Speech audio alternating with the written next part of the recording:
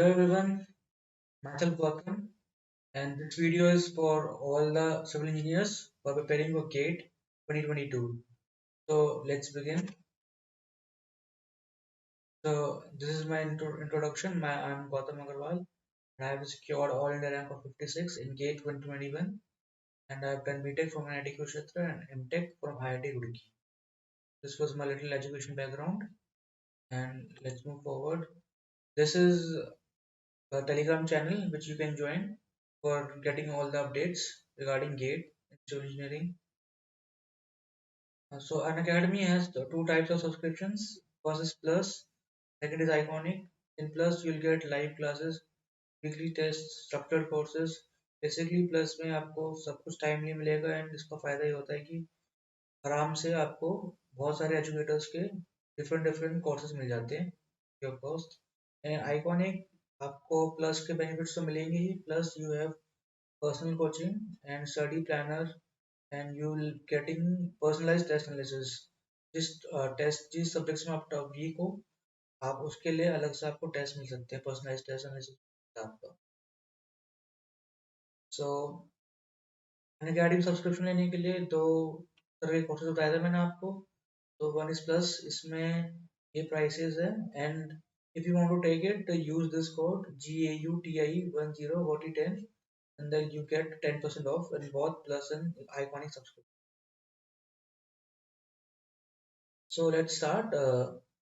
I'll be talking about ranking weightage wise of each and every subject of rather topic of all the subjects in GATE exam. So basically, I have done analysis of last 5 year GATE exams, and I have made a analysis, and I'll be taking the subject wise, and इसमें मैंने ranking हर subject की weightage wise हर topic की ranking बता दी इससे आपको ये फायदा होगा कि you'll be knowing that what stuff is important, which stuff is least important. So as I said that GATE has a highly disproportionate weightage of marks, and that's why it is must to know the subjects to focus on and subjects to leave. So I would like to give aspirants the clear picture of it. I've written all the topics of every subject in the order of their importance as per latest trend. तो ये बिल्कुल correct analysis है और आप बिल्कुल follow कर सकते हैं इसे तो मैं चैप्टर वाइज सब्जेक्ट वाइज मैं मूव ऑन करता जाऊंगा तो starting from strength of materials आप देखा जाए तो इतना इम्पोर्टेंट टॉपिक नहीं है इन गेट बट हमको 75 प्लस स्कोर करने तो सारे ही टॉपिक्स पढ़ने पड़ेंगे in order of their importance So in strength of materials, basically first the most important topic is deflection of beams. The least important topics torsion and columns. तो ये order है और deflection of beams सबसे ज़्यादा important होता है इसमें फिर properties of metals stress and strain जो आपका first chapter है basically वो आता है then bending and shear stresses then principal stress and principal strain ये वाला topic ESE में बहुत ज़्यादा आता है लेकिन GATE में it is not that very important but आप सब कुछ ही पढ़ेंगे इसमें क्योंकि रोज हर हर साल 3 नंबर का पूछ लेते 3-4 नंबर का स्ट्रेंथ ऑफ मटेरियल्स आ जाता है and you can't avoid it because it is very important topic civil engineering में भी तो इस ऑर्डर में पढ़ेंगे आप गिवन दैट आप एक बार पढ़ चुके हो पूरा सिलेबस फिर ऑर्डर से नहीं इस ऑर्डर में नहीं पढ़ा होगा फिर पढ़ पाओगे आप तो डिफ्लेक्शन ऑफ बीम्स के बाद इस ऑर्डर में पढ़ोगे आपको ज़्यादा से ज़्यादा वेटेज इसमें मिलेगा तो ज़्यादा टाइम भी आपको इसमें ही देना है So this is for strength of materials. Then comes structural analysis. इसमें भी 7 topics है major and methods of structural analysis that is the most important topic. इसमें आपके SDM, MDM वाले questions आते हैं and basically continuous beam frames के question आते हैं and हर साल 2 नंबर का question आ जाता है इसमें से. So this is the very important topic. Then comes stresses. Stresses easy आता है और scoring होता है ILD. Again very easy scoring. Structural dynamics in नया टॉपिक ऐड हुआ है एंड इसका वेटेज ज़्यादा आया है बाकी सब सब्जेक्ट टॉपिक से तो हर साल मिलेगा जब से स्टार्ट हुआ इसका आना एंड मैट्रिक्स मेथड है यू कैन अवॉइड इट मेरा ये एडवाइस है कि it is not that important and you can avoid it if your time is less if you have left less time so this is order factor analysis, इसमें around 5 marks 6 marks का पूछ लेते हैं. So it is also important topic for GATE. Then comes RCC. RCC वैसे तो बहुत ज़्यादा vast है. In civil engineering it is like 120 hours stuff, 120 hour content, and but get you hardly need 2 days to cover it. तो इसमें beams वाला जो topic है वो सबसे इम्पोर्टेंट है. हर साल आता है क्वेश्चन. एलएसएम से भी मेनली आता है, एडब्ल्यूएसएम भी करेंगे. फिर प्रीसियस कंक्रीट से आता है. मैंने देखा कि हर साल ही 2 मार्क्स का क्वेश्चन पूछते हैं इसमें से. 2 marks question is very likely to be come in every exam. इस साल भी आना चाहिए 2022 में भी. Then comes column and footing. Column and footing, column जो एक फॉर्मूला है, बेसिक फॉर्मूला, वही बार बार उठा के पूछते रहते हैं. एंड फुटिंग इजी है. इस बार आ गया था 2 साल पहले, 1 साल पहले शायद आया था. तो you can you can easily learn that. Then come shear bond torsion. इसको कंबाइन कर दिया मैंने. तो इसमें शियर बॉन्ड टॉर्जन है. तो शियर का क्वेश्चन बार बार आता है, लेकिन टॉर्जन बॉन्ड इतना नहीं आता. लेकिन फॉर्मूलेस इतने ज़्यादा है नहीं. So you can easily learn it, and if you have learned this all subjects, you will be very confident in RCC. So make sure that you just go through it. But weightage wise ये ज़्यादा important है, तो उसको सबसे ज़्यादा time देना है. सबसे पहले इसको ही कर लेना है. तो जो मैं ऑर्डर दे रहा हूँ वो टाइम भी उसको उसी ऑर्डर में देना है.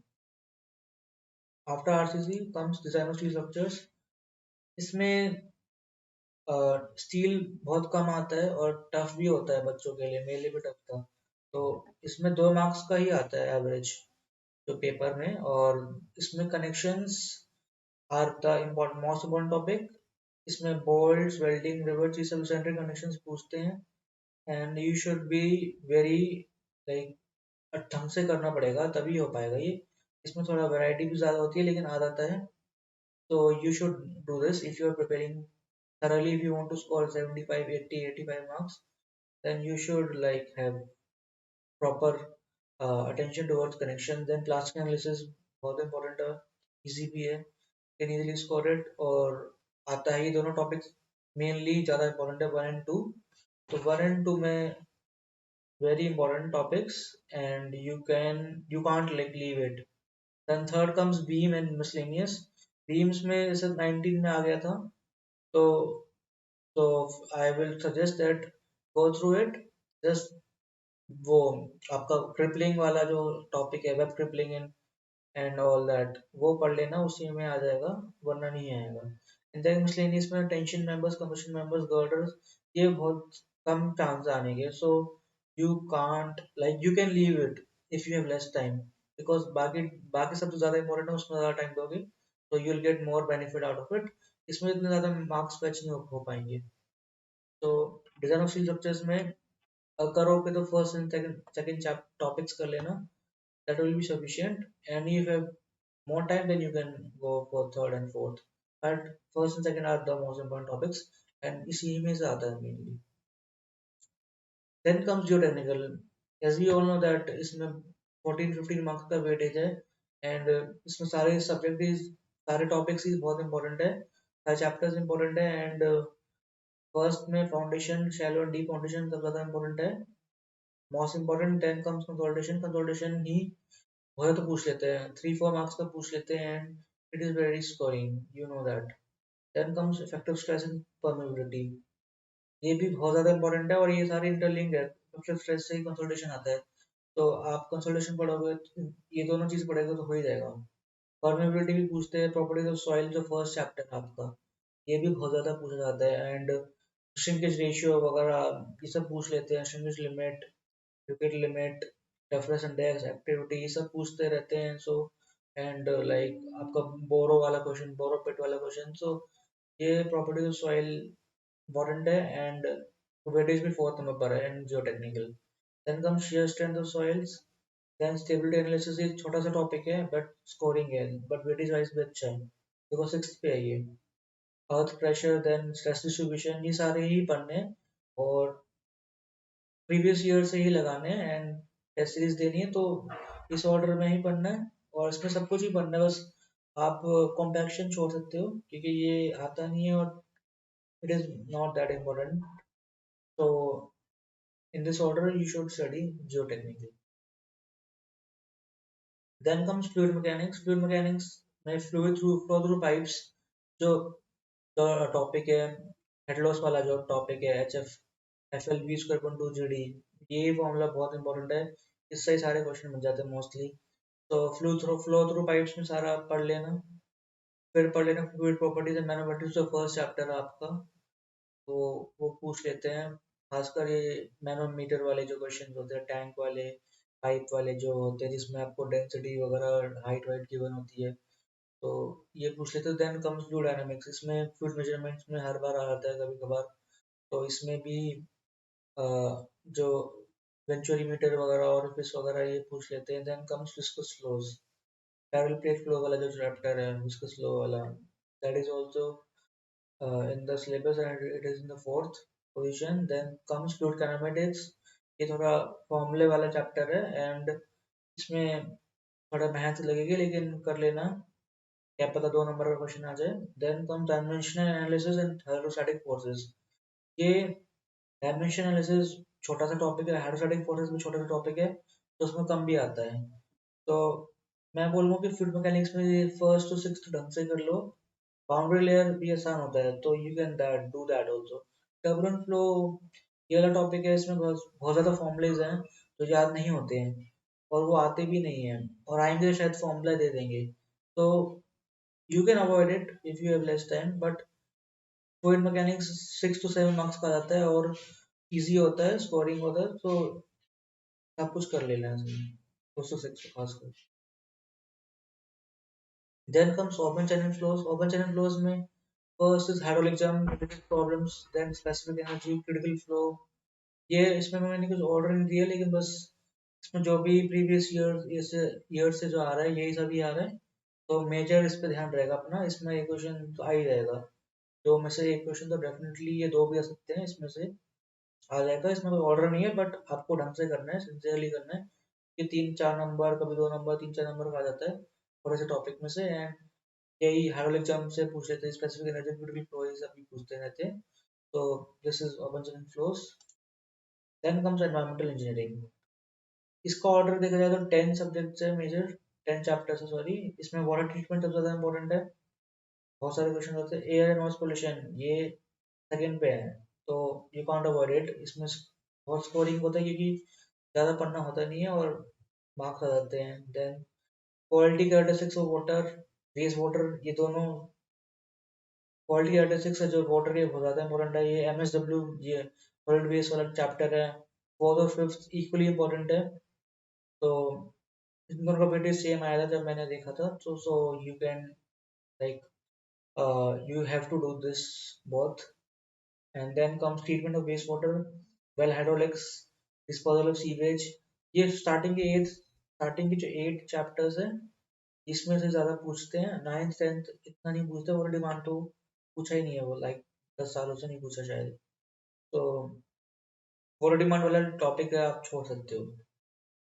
तो एनवायरमेंटल में ये सब है, and it is very important, 14 marks का आता है, एज जैसे सॉइल में आता है, तो you have to properly do it and with this order. सबसे ज़्यादा टाइम इसको देना है, वाटर ट्रीटमेंट, इसमें सब कुछ ही आ जाता है एनवायरमेंटली में। सो इसमें ऑर्डर से बस ये है कि आपको पता चल जाएगा कि क्या क्या ज़्यादा पूछ रहा है, उससे आप ज़्यादा तैयारी कर सकते हो उस टॉपिक में से।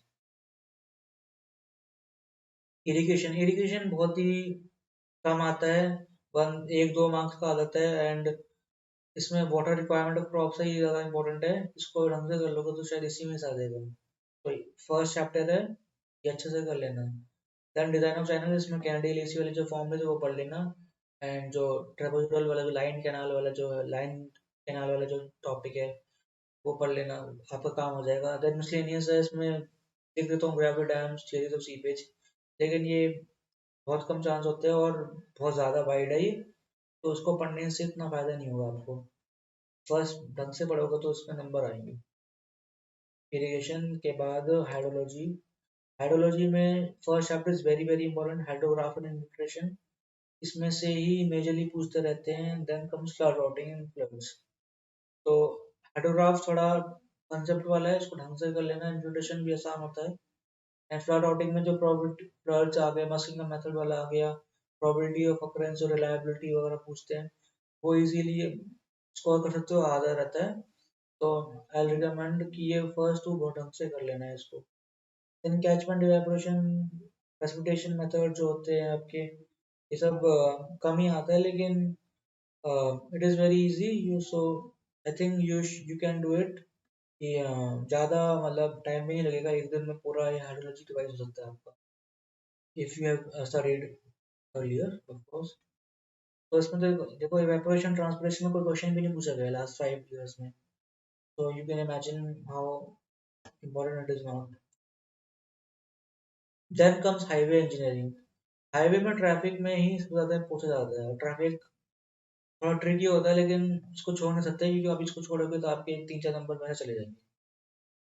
तो इसको ढंग से करना, ज़्यादा टाइम देना इस पे थोड़ा ट्रिकी है। तो traffic engineering is most important. Then come geometric design planning, easy. Pavement design भी आता रहता है, इजी है। हाईवे मटेरियल्स इतना नहीं पूछते हैं, and highway maintenance can be left to GATE, it is least important. तो फर्स्ट 3 मेजर टॉपिक्स है, इसको इसी ऑर्डर में टाइम देना है, and you can like study in this order and with utmost importance to traffic engineering and geometric design. Then comes railway and airport. Railway and airport वैसे theoretical बहुत ज़्यादा बड़ा सब्जेक्ट हो जाता है, if you see from like ESC point of view, but in GATE they only ask geometric design in railway like can speed etc. In airport they'll ask in runway length या हद से ज़्यादा radius of taxi पे पूछ लेंगे। तो ये तो लाइक एक एक घंटे का टॉपिक है बस, अगर आपने कभी पढ़ा भी नहीं फिर भी 1 घंटे में कर सकते हैं, और 2 मार्क्स का भी आ सकता है ये। तो ये इतना एडवांटेजेस होगा अगर आपने ढंग से कर लिया तो। और ज्योमेट्रिक डिज़ाइन भी 2-3 फॉर्मूले हैं, ढंग से कर लोगे नंबर आ जाएंगे। इस 2021 में भी आया था 2 नंबर का क्वेश्चन। तो रेलवे एंड एयरपोर्ट, ये दोनों मिला के 2-3 नंबर का आ जाता है हर पेपर में, और 3 के नंबर होते हैं बेसिकली। देन हम सर्वेइंग, सर्वेइंग भी 6 मार्क्स का राउंड आ जाता है, और उसमें सबसे ज़्यादा important compass and traverse surveying है। इसमें देखा जाए तो सारे ही चीज़ें इंपॉर्टेंट है। इसमें मतलब ऐसा भी नहीं है कि एक ही चीज़ से पूछते रहते हैं, इसमें देखा जाए तो फर्स्ट 4 सबसे ही पूछा जा रहा है। So you can't ignore any sub sub topic in there in surveying, but इस ऑर्डर में पढ़ लोगे तो ज़्यादा अच्छा रहेगा। इसमें थोड़ा कंपास ट्रेवल ट्रेवल सर्वेइंग में ज़्यादा क्वेश्चन पूछे जाते हैं, तो उसमें ज़्यादा टाइम देना पड़ेगा। लेवलिंग कंटूरिंग, इसमें थोड़ा रिलेटिवली कम होता है, लेकिन फिर भी 2-3 मार्क्स का आ सकता है। तो ये ढंग से पढ़ लेना। फोटोग्रामेट्री बहुत टॉप छोटा सा टॉपिक है, लेकिन पूछते रहते हैं फोटोग्रामेट्री देखा जाए तो ये भी आसान है। Then comes fundamental of surveying and linear measurement, जो फर्स्ट टॉपिक है चेन सर्वे वगैरह, फंडामेंटल सर्वे ये भी आ जाता है, आ सकता है। तो ये first 4 are important, fifth is not that important. इसमें एरर्स वाला थोड़ा बहुत है, वो देख लेना। कर्व्स में जैसे एपेक्स डिस्टेंस पूछते हैं, लेंथ ऑफ लॉन्ग कोड पूछते हैं, वो बनाना आना चाहिए। तो वो सब आ गया, तो बाकी सब तो आता नहीं उसके अलावा कुछ। सर्वेइंग में भी 5 to 6 मार्क्स का आता है, and compass and traverse surveying ज़्यादा इंपॉर्टेंट है। और levelling, contouring, photogrammetry, trigonometry surveying, tacheometry सभी पूछते रहते हैं, और स्कोरिंग होता है सर्वेइंग। तो उसके बाद बिल्डिंग मटेरियल सीपीयू मैंने एक साथ ले लिया है। और जो बिल्डिंग मटेरियल है, इसमें बहुत सारा बड़ा है, आपको भी पता होगा, लेकिन फिर सीमेंट ही पूछते हैं, बार बार सीमेंट पूछ लेते। सीमेंट मोस्टली कंक्रीट भी नहीं पूछते, सीमेंट ही पूछते हैं, तो सीमेंट ढंग से कर लेना इस। और कंक्रीट में थोड़ा बहुत टारगेट मीन स्ट्रेंथ का एक फॉर्मूला पूछ लिया था, न्यूमेरिकल आ गया था। तो सीमेंट कंक्रीट कर लोगे तो आपका काम चल जाएगा बिल्डिंग मटेरियल, उसके अलावा कुछ नहीं करना है। तो मैं इसको, तो इस जो बिल्डिंग मटेरियल है, any other stuff other than cement and concrete can be left if your time is less. So I would recommend that cement ढंग से कर लेना, concrete ढंग से कर लेना, आपको काम मिल जाएगा बिल्डिंग मटेरियल। CPBM में नेटवर्किंग, CPM कोड, ये इंपॉर्टेंट है, फिर क्रैशिंग इंपॉर्टेंट है। ये दो कर लोगे तो 90% चांस है कि आपको इन दोनों में से ही आएगा। बस तो 10% के लिए जो श्रेणीज लिखा है मैंने, इसमें जैसे इंजीनियरिंग इकोनॉमिक हो गया, टेंडर हो गया, ये सारा आ गया था दोनों पे टॉप इस साल 21 में। तो मुझसे दोनों गलत हो गए थे, तो ये मैंने इसलिए लिखा है। और इंजीनियरिंग इकोनॉमी करने का फ़ायदा है कि ये न्यूमेरिकल है बेसिकली। तो ये कर लोगे तो तीन चार फॉर्मूले, डिप्रिसिएशन वाले फॉर्मूले उसमें आ सकता है। You can easily score if that paper comes. और इससे ये फ़ायदा हुआ कि आपको एज मिलेगा पेपर में, क्योंकि बहुत लोग नहीं कर पाते इसको, छोड़ देते हैं। लेकिन आपने कर लिया और आ गया तो आपको बहुत ज़्यादा फ़ायदा मिलेगा इसका। So I have gone through every subject, every topic. तो इस ऑर्डर में आपको दोबारा दिखा देता हूँ मैं। Surveying, compass and travel surveying, ये ऑर्डर है। स्क्रीनशॉट लेना तो ले लो आप, कुछ लिखना तो लिख लो आप। रेलवे, एयरपोर्ट, हाईवे इंजीनियरिंग में ये है। हाइड्रोलॉजी में इस ऑर्डर में पढ़ना है। Irrigation is this. Environmental, open channel flows, fluid mechanics, geotechnical, design of sea structures, RCC, structure analysis, strength of materials. So this was the like order in which you should study so that you can get more marks. ज़्यादा कम input पे ज़्यादा output मिलेगा आपको, और आपने ऐसे follow करो। और मतलब इसी के मतलब इसी ऑर्डर में आपने रिवाइज करा, इस ऑर्डर में टाइम दिया, तो आपको फायदा मिलेगा इससे। So thank you. This you can also join with on Telegram. और ये बता चुका हूँ आपको, प्लस आइकॉनिक कोर्सेज होते हैं आप अकेडमी में जो ले सकते हो आप। इसके लिए सब्सक्रिप्शन लेना पड़ेगा, उसके लिए ये आप कोड यूज़ कर सकते हो, 10% डिस्काउंट मिल जाएगा इंस्टेंटली आपको। Thank you, all the best.